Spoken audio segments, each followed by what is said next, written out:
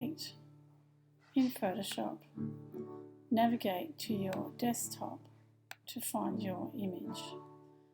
So you need to place it, so you go File, Menu, then go to Place Linked and navigate to your desktop and find your drawing. Hit the Place button to place it. Now you'll see that it's come in and it's horizontal, and we need to hover our cursor around the corner of the image, drag with your fingers, just dragging around until you get it straightened.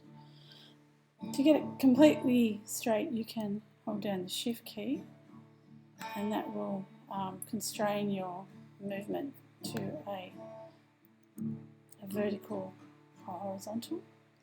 When you're happy with the placement, hit your Return key on the keyboard and you'll see that it's placed it.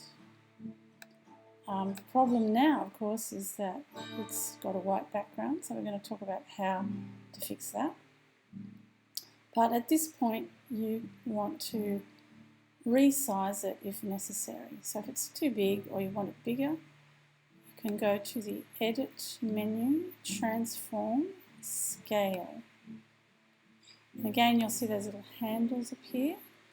If you hold down your Shift key and drag sort of downwards at a diagonal way, you can scale it to reduce the size. Similarly, if you hold down the Shift key, all that's doing is stopping it from distorting, keeps proportions correct. So you may want to scale it right up.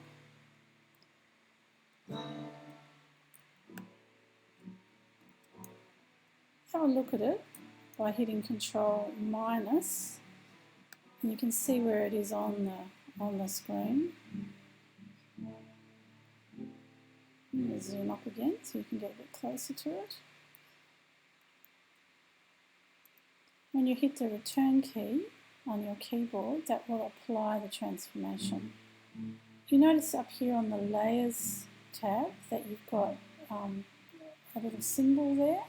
That just tells you it's not a rasterized object. That means that the pixels won't interact properly with the pixels underneath. So what we need to do at this point is go to the Layer menu, Rasterize Smart Object, and you'll see that that strange little symbol there has disappeared, and now you'll find you'll be able to paint onto this. So it's no longer what's called a vector object. It's now an image that you can paint directly onto and interact with.